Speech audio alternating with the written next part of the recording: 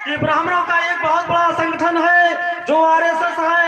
RSS के माध्यम से इस देश में हमारे लोगों को जो एससी एसटी ओबीसी के लोग हैं उनको हजारों साल तक कैसे गुलाम बना के रखा जाए उसके लिए रणनीति बनाई जा रही है। और संत शिरोमणि रविदास की जी पे वही आरएसएस का जो मोहन भागवत हेड है ये जाकर के कहता है कि ये जो जाति बनाई गई है ये हमारे पुरखों ने बनाई है। अच्छा उठ तब बताइए। ये हम नहीं कह रहे हैं, ये आरएसएस के जो हेड है मोहन भागवत ये खुद जाकर के और संत रविदास जिन रविदास को इन ब्राह्मणों ने हत्या कर दिया था उनके जयंती पे जाकर के ये लोग कह रहे हैं कि हमारे पुरखों ने जातियां बनाई थी, अर्थात पंडितों ने जातियां बनाई थी।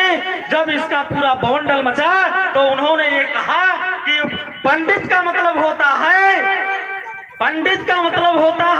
कि ब्राह्मण नहीं होता, विद्वान होता है।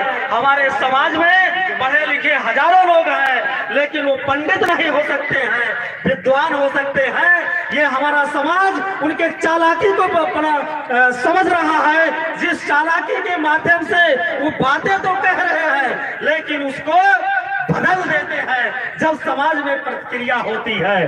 तो हमारे लोगों को जो संत रविदास जी ने बातें कही है उस बात पे खरा उतरना होगा और जो बातें हैं उसको मानना होगा, क्योंकि हमारे लोग केवल सुनते हैं, भाषण सुनते हैं, उनको अच्छा लगता है और कान खुश करके घर चले जाते हैं, फिर वही का वही जो पुराना कर रहे हैं वही काम करना शुरू करते हैं। संत रविदास जी का कुछ दोहा है उसके माध्यम से आपको हम बताना चाहते हैं। ये दोहा है कि जीवन 4 दिवस का मेला रे, बाभन झूठा वेद भी झूठा, झूठा ब्राह्मण अकेला रे।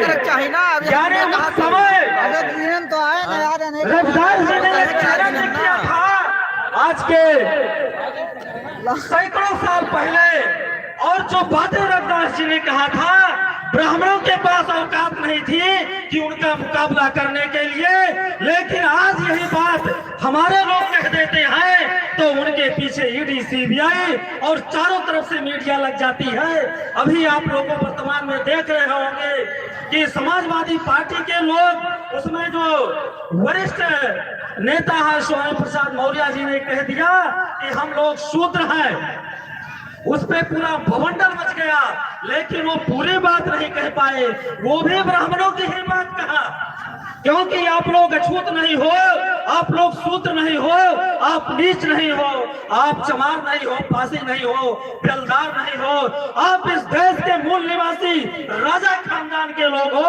आपके अंदर उनको खून दौड़ रहा है, उन खूनों को पहचानना होगा जो आपके अंदर दौड़ रहा है। इस देश के राजा महाराजा खानदान के लोग हो, ये महिलाएं वहां की रानी हुआ करती थी।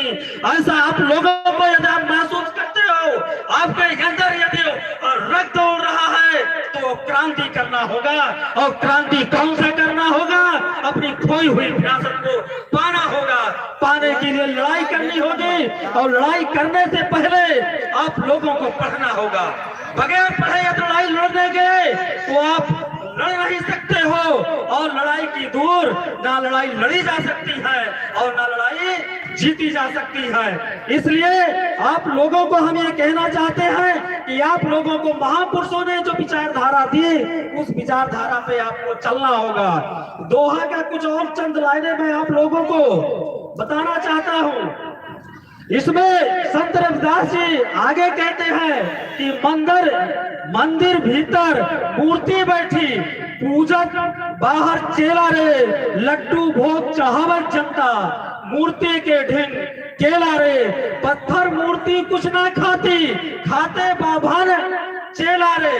यानी उसके अंदर जो मूर्ति रखी हुई है वो कुछ खाती नहीं है, जितना भी आप लोग चाहते हो वो कौन खाता है? उस समय उन्होंने कहा ये ब्राह्मण ही खाता है।